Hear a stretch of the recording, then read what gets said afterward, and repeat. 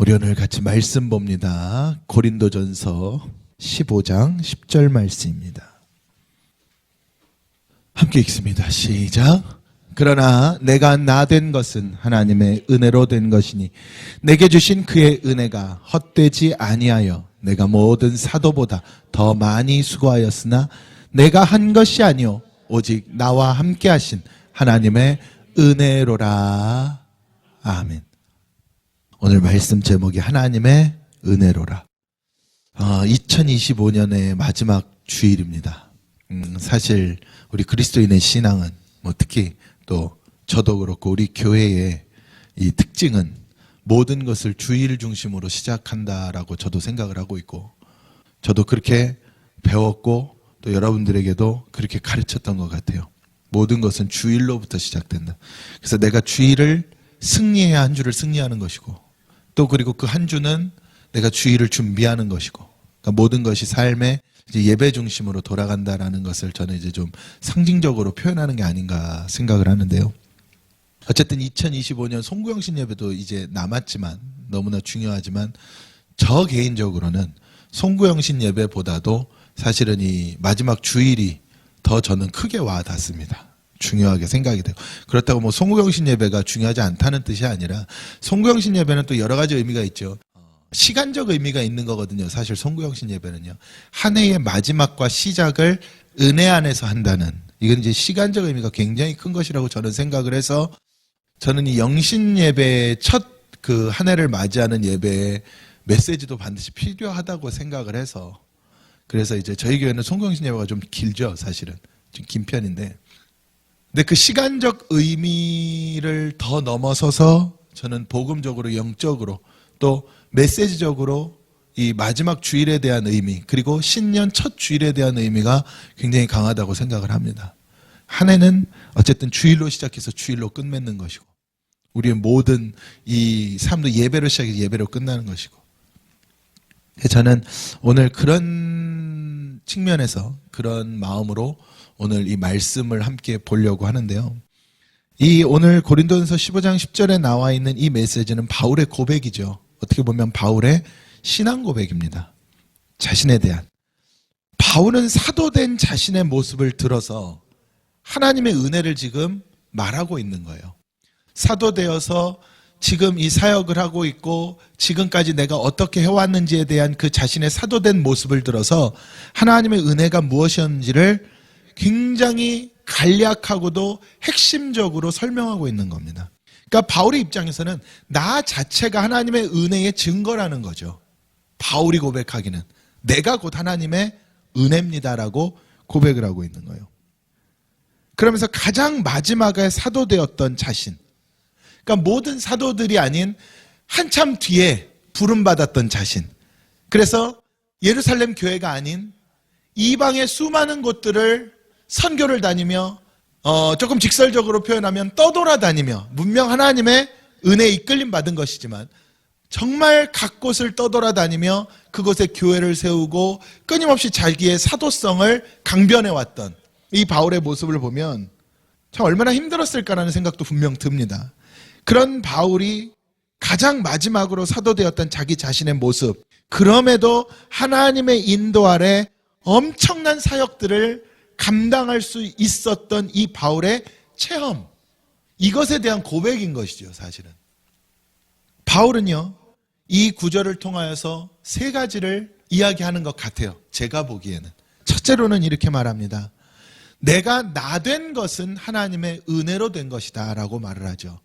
내가 나 된 것은 하나님의 은혜. 우리가 찬양을 통해서도 그렇고 너무나 많이 인용하는 성경 구절이잖아요. 나의 나 된 것은 다 하나님의 은혜입니다. 얼마나 은혜로운 표현입니까? 근데 바울은 이 문장 속에 자신의 모든 삶을 담고 있다고 봐요. 그 모든 것이 하나님의 은혜였다는 것. 디아스포라 유대인으로서 로마에서 시민권을 갖고 태어나, 그리고 어려서부터 고등교육을 끊임없이 받아왔고, 게다가 혈통적으로는 히브리인 중에 히브리인이었으며, 부족한 것 없이 자라며 배우고 젊은 나이에 이 유대인으로서는 굉장히 높은 자리에까지 올라가서 활동하고 있었던 그 바울인데, 근데 그랬던 바울이 어느 날 한순간에 자신이 그동안 정말 옳다고 생각했던 것들이 무너지게 되고, 그리고 14년이라는 긴 시간을 훈련받게 되고, 육체의 가시를 안게 되고, 정말 수많은 곳에서 핍박을 당하게 되고 하는 이 일련의 과정들을 쭉 바울이 돌이켜 보았을 때, 자기 삶에 대한 모습을 생각해 봤을 때 얼마나 힘든 일들이 많았겠어요. 그런데 바울은 이야기하는 거예요. 지금 내가 나된 것은 하나님의 은혜였다 라고 고백을 하는 거죠. 여기서 바울이 이야기하는 것은요, 저는 이렇게 봅니다. 하나님의 계획과 섭리 안에 나의 남과 나의 어린 시절, 나의 청년 시절, 그리고 지금의 내 모습이 되기까지 모든 것이 들어있었다. 하나님의 계획과 섭리 안에 들어있지 아니하고는 내가 지금 이 모습으로 서 있을 수가 없다 라는 고백이었던 것 같아요. 여러분, 우리가요, 물론 한 해를 돌아본다는 이야기를 연말이 되면 참 많이 하지만 우리의 인생을 돌아볼 때에, 아직도 여러분 우리 아직 많이 남았습니다만은요, 우리의 삶을 되돌아볼 때 정말로 나의 나 된 것, 지금의 내 모습 된 것이 하나님의 은혜입니까? 여러분들은 정말로 여러분들의 믿음과 신앙의 고백 가운데 지금 나의 나 된 이 모습은 하나님의 은혜입니까? 내가 지금 내가 원하는 만큼 잘 되어 있을 수도 있고, 아니면 내가 원하는 것보다 부족한 상태일 수도 있고, 아니면 이루어 간다고 믿고 있는 상태일 수도 있고, 아니면 너무 고통스러운 상태일 수도 있을 거예요, 지금 현재가. 그런데 그 모든 지금 현재의 내 모습을 뒤돌아봤을 때, 만약에 오늘 밤 하나님 나를 부르신다고 하면 지금까지 지내온 나의 나된 모습, 지금의 나의 나된 이 모습은 하나님의 은혜였다라고 고백하실 수 있겠냐는 거죠. 여러분, 모든 것이 하나님의 은혜였다는 이 바울의 고백은요, 우리가 그냥 쉽게 하나님 은혜지요, 하나님의 은혜지요 하는 고백이 아니에요. 자신의 삶 전체를 하나님의 계획과 섭리 가운데 이루어져서 지금의 내 모습이 가장 완전하다는 바울의 신앙 고백이었다고요. 지금 서 있는 내 모습이 가장 완전하다고, 하나님 앞에서. 너무 인간적으로 부족한 모습도 있고 이럴 수도 있지만 하나님 앞에서 완전하다는 것은 내가 지금 잘 됐다가 아니라 하나님의 섭리 가운데 지금 여기까지 왔다는 걸 말하는 거예요. 하나님의 섭리 가운데. 그럼에도 불구하고 우리는 어떻습니까? 여전히 불완전하고 너무나 부족한 게 많잖아요. 그래서 바울은 고백을 하는 겁니다. 내 모든 인생이 하나님의 계획과 섭리 가운데서 이루어졌다는 것을. 할렐루야. 나의 나 된 것은 하나님의 은혜로 된 것이다. 여러분, 그거는요, 내가 태초부터 하나님께 붙들려서 내가 이 땅에 태어나고, 그리고 이 땅에 태어나서 내가 지금까지 살아온 그 수십 년의 시간들이 하나님이 개입하지 않은 순간이 단 하나도 없다는 거예요. 하나님의 손을 떠났던 순간이 단 하나도 없는 겁니다. 내가 신앙 생활을 떠난 적은 있을 수 있어도, 내가 신앙 생활이 무엇인지를 몰랐던 적, 내가 신앙이 무엇인지를 몰랐던 순간이 있을 수는 있어도, 하나님의 기준에서 보면 우리는 한 번도 하나님의 손을 떠난 적이 없는 거예요. 왜냐하면 모든 것이 어디에 속해 있기 때문에, 하나님의 섭리와 계획 가운데 속해 있기 때문에. 그래서 바울의 고백처럼 내가 잘 됐던 것도 못 됐던 것도, 그러니 바울이 고백하잖아요. 빌립보서 4장 12절에서 13절에도 뭐라고 이야기합니까? 나는 비천에 처할 줄도 알고 풍부에 처할 줄도 알고 모든 일, 배부름, 배고픔, 풍부와 궁핍에 처할 줄 아는 일체의 비결을 배웠대요. 이 비결을 배웠다, 이게 어떻게 배웠느냐가 중요한 거예요. 우리가 그 유명한 빌립보서 4장 13절에 내게 능력 주시는 자 안에서 내가 모든 것을 할 수 있더라. 내가 비천해도 풍부해도 배불러도 배고파도 궁핍해도 풍부해도 아무 상관없더라. 내게 능력 주시는 그 하나님의 은혜 안에서 내가 불가능이 없었더라. 이게 바울의 신앙 고백이었어요. 근데 이걸 언제 깨달을 수 있습니까? 지나야 깨달아진다는 거죠. 그 순간에 여러분, 내가 그 순간 궁핍에 딱 들어가잖아요. 그럼 여러분 이거 깨달을 수 없습니다. 힘들어요. 그 상황과 싸우게 됩니다. 내가 풍부할 때는요, 또 하나님의 놀라운 은혜를 많이 잊어버리게 돼요. 왜냐하면 세상이 좋아지거든요. 근데 이 모든 것들이 내가 그 시점을 지나고 돌아보면, 그래서 여러분, 내게 있어서 정말 중요한 게요, 과거를 돌아보는 건 우리에게 중요하지 않지만 지금까지가 하나님의 은혜였음을 깨닫는 건 굉장히 중요한 거예요. 우리가 육적으로 과거에 집착하는 것은요, 굉장히 안 좋습니다. 그게 좋은 것이든 나쁜 것이든. 근데 우리의 모든 삶 전체가 누구 안에 속해 있었다는 것을, 하나님의 계획과 하나님의 은혜 안에 속해 있었다는 것을 깨닫는 것은요, 우리의 신앙의 가장 중요한 부분입니다. 우리가 입술로는 얼마나 많이 이야기합니까? 낙엽 하나 굴리는 것도 하나님 은혜라 그러고, 내 머리카락 한 올 떨어지는 것도 하나님 섭리라 그러잖아요. 그러면 나라는 한 존재, 하나님이 나를 부르시고 택하시고 나를 붙드셔서 지금까지 이 자리까지 지내오게 만드셨던 그 하나님의 은혜, 바울이 그걸 고백하는 거예요. 그러면은 여기서 확실한 게 하나가 있죠. 지금까지 나를 인도하신 하나님이 앞으로도 인도하시겠죠. 여러분, 돌이켜보면 정말 하나님 은혜라니까요. 야, 그때 참 이거 너무 힘들었는데, 근데 그 힘든 순간 때문에 지금의 내가 있을 수 있고, 야, 그때 참 좋았는데, 근데 또 그 좋았던 순간이 있었기 때문에 지금의 내가 있을 수 있는 거예요.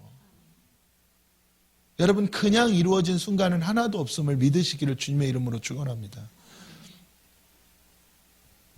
내가 생각하는 것으로 하나님을 담을 수 없잖아요. 여러분, 우리 흔히 상상 그 이상이라는 말 많이 쓰죠. 우리의 머리로 어떻게 하나님을 담겠습니까? 하나님의 계획을 담을 수 없죠. 그러니 하나님을 볼 수조차 없는 것 아닙니까? 우리의 능력과 우리의 시각과 우리의 판단으로 담을 수 없는 분이기 때문에. 할렐루야. 그래서 바울이 뭐라 그런다고요? 내가 나의 나 된 것은 하나님의 은혜라. 그리고 두 번째로 바울이 얘기하는 게 하나가 있어요. 자, 15장 9절에 보면 바울이 이런 이야기를 합니다. 나는 사도 중에 가장 작은 자라. 나는 하나님의 교회를 박해하였으므로 사도라 칭함받기를 감당하지 못할 자니라 그래요. 여러분, 저는 이렇게 봐요. 바울에게는요, 두 가지의 가시가 있었습니다. 한 가지는 뭐였습니까? 육체의 가시. 바울이 스스로도 밝혔던 육체의 가시. 저는 이거를 과거에 설교하면서 그랬죠. 아마 안질이 아니었을까 저는 가장 크게 생각한다고. 왜냐하면 여러 가지 정황들을 우리가 조합해 보았을 때. 근데 어쨌든 육체에 뭔가 굉장히 큰 가시가 있었다는 것은 우리가 부인할 수 없는 사실이고, 그리고 또 하나의 가시가 있었던 것 같아요. 제가 볼 때는 마음의 가시. 이게 무슨 말이냐면, 오늘 이 고린도전서 15장 9절에 말하는 것처럼 바울이 자기가 살아온, 지금 열심히 주의 일을 하고 있지만 지난해 과거에서 가장 마음에 남아있는 게 뭐였을까요? 하나님의 교회를 핍박하였던 순간들, 내가 예수 믿는다는 나보다 먼저 된 자들을 죽이기까지 했던 순간들, 그게 그대로 바울에게는 남아있었을 것 같아요. 물론 회개도 했고 예수를 만나서 모든 것들이 바뀌었지만, 내가 그렇게 했던 그 순간들의 기억들, 수많은 사람들을 핍박했던 그 기억들, 그러니 바울은요, 내가 사도 중에 가장 작은 자라고 말하는 이유가 늦게 돼서 작다고 말하는 게 아니에요. 고린도전서 15장 9절에 나와 있잖아요. 나는 사도 중에 가장 작은 자다. 왜? 나는 하나님의 교회를 박해했기 때문에. 그래서 나는 사도라 칭함받기를 감당할 수 없는 사람이다. 난 사도라고 칭함받을 자격이 없다고 바울이 고백을 하는 거예요. 하나님의 교회를 박해하던 과거의 자신. 그래서 바울이 10절에 이렇게 말해요. 내게 주셨던 그 은혜가 헛되지 않게 내가 모든 사도보다 더 많이 수고했대요. 아마 그런 것도 있지 않았겠습니까? 내가 그렇게 하나님의 일을 방해했던 사람인데, 그럼에도 불구하고 하나님이 나를 불러주셨는데, 이제 내가 깨닫고 보니까 그렇게 주의 일을 하던 자들을, 심지어는 지금 깨닫고 보니까 예수 그리스도의 모습으로 돌에 맞아 죽던 스데반의 죽음을 당연히 여기며 그걸 쳐다보고 있었던 내 모습인데, 그러니 바울이 얼마나 더 피를 쏟으려고 노력을 했겠어요, 여러분. 주의 사역을 하는 데 있어서. 이게 무슨 말이냐면요, 이게 중요한 거예요. 그래서 바울은 과거의 자신의 문제를 기억하기 때문에 은혜를 받고 더욱 수고했다, 더욱 생명 던졌다는 이야기인데, 이게 무슨 뜻이에요? 내가 죄인인 줄을 깨달았다는 이야기야, 바울은. 할렐루야. 여러분, 바울에게 저러한 과정이 있었기 때문에 바울은 죽는 그 순간까지 자기가 뭔 줄을 안 잊어요? 죄인인 줄을 안 잊는 겁니다. 여러분, 우리에게 실수의 순간이 있고 잘못의 순간이 있고 부족함의 순간이 있었기 때문에, 그래서 내가 뭔 줄을 깨닫는 거예요? 죄인인 줄을 깨닫는 거예요.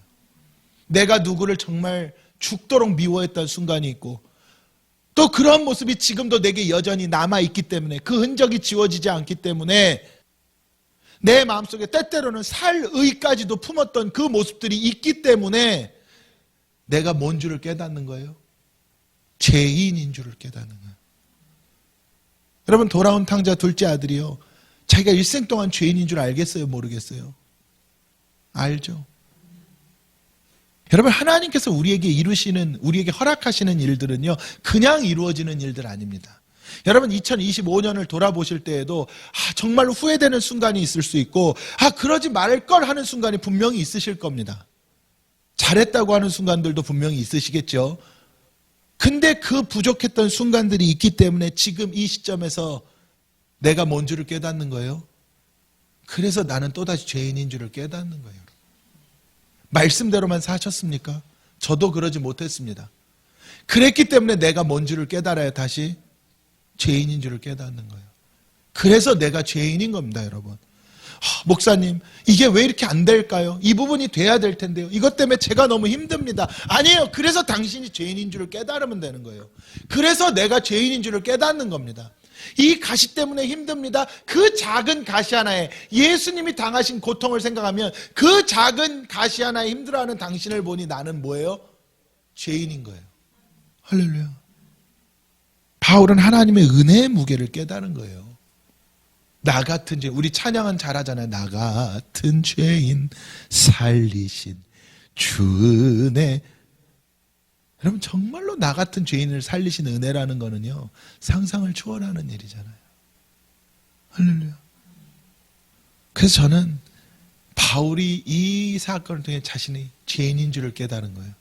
다시 말하면 나 같은 죄인에게 주셨던 하나님 은혜의 무게를 깨닫는 거예요. 그러면 여러분, 여기서 이제 답이 나오죠. 그 은혜의 무게를 깨달으면 어떻게 살 수밖에 없어요? 피 흘리며 살 수밖에 없어요. 내가 다른 사도보다 더 많이 수고했다는 게 자랑이 아닙니다. 내가 그만큼 더 큰 죄인이기 때문에 나는 더 뭐 해야 된다는 거예요? 더 피 흘려야 된다는 거예요. 여러분, 우리는 입술로만 죄인이라고 배가는 거죠. 나 죄인입니다. 여기 모르는 분 안 계시잖아요. 그럼 피 흘리냐는 이야기예요. 십자가 지나는 이야기죠. 그냥 여전히 내가 우상돼가지고 내 기분, 내 감정이 우상돼서 살아가는 우리의 모습 아닙니까? 나 같은 죄인 살리신 주 은혜가 놀랍다면 그만큼 나도 십자가를 지고 피를 흘려야 됩니다. 나 같은 죄인 살리신 하나님인데 말씀이 내 삶보다 훨씬 가볍잖아요. 그래서 은혜의 무게를 깨달으면 바울처럼 살 수밖에 없나 봐요. 저도 지금 또다시 회개하고 다시 또 깨닫는 거예요. 설교하면서. 맨날 제가 좋아한다는 찬양 속에서 바울과 같은 믿음을 내게도 허락하소서 이랬거든요. 근데 바울과 같은 믿음을 내게도 허락하려면 나도 바울과 같이 내가 뭔 줄을 깨달아야 돼. 죄인인 줄을 깨달아야 되고, 내가 바울과 같이 그 깨달음 가운데 피를 쏟아야 나도 바울과 같은 믿음을 가질 수 있는 건데, 제가 예전에 그랬잖아요. 아브라함의 믿음을 주소서. 아브라함의 믿음, 이삭을 던진 믿음 아닙니까? 다시금 저는 깨닫는 거죠. 이 2025년 마지막 끝자락에 하나님 정말 나에게 무엇을, 이것도 감사했고 저것도 감사했고 맞아요. 그런데 정말 우리가 깨달아야 될 것은 정말 나는 뭐였습니다. 하나님? 죄인이었습니다. 할렐루야. 마지막으로 그러면서 바울이 이렇게 말하죠. 그럼에도 불구하고 이 모든 것들이 내가 한 것이 아니요, 내가 정말 많이 수고도 했고 뭐도 했지만 이것이 내가 한 것이 아니요, 내가 하나님의 은혜가 헛되지 않게 하기 위해서 내가 정말로 죄인인 줄을 깨닫기 때문에 정말 다른 모든 사도보다 수고했지만 내가 한 것이 아니고 오직 나와 함께 하신 하나님의 은혜였대요. 이 또한 누구의 은혜였대? 하나님의 은혜였대요. 내가 몸부림치고 십자가 지고 피 흘린 것 또한 하나님의 은혜가 아니면 난 할 수 없었대. 여러분, 우리가요 아무리 깨닫는다고 몸부림친다고 피 흘릴 수 없습니다. 우리는요 또다시 말하자면 뭐기 때문에? 죄인이기 때문에. 그래서 여기에 또 뭐가 필요한 거예요? 또 은혜가 필요한 거야. 우리 신앙 작심 3일이잖아요. 은혜 받고 나서 해야지 하고 나면 3일 지나면 잊어버리잖아요. 좋은 건지 나쁜 건지 모르겠지만 좋게 표현하면 매번 잊어버리니까 항상 새로워. 하나님의 은혜가 이렇게 항상 새로울 수가 없어. 말씀도 항상 새롭고. 왜? 매번 잊어버리니까. 그래서 저 같은 사람이 목회도 하고 있는 겁니다. 여러분들 덕에. 하나님의 은혜라는 것을 우리가 깨닫는다는 거는요, 신앙 고백입니다. 할렐루야. 신앙 고백이에요, 여러분.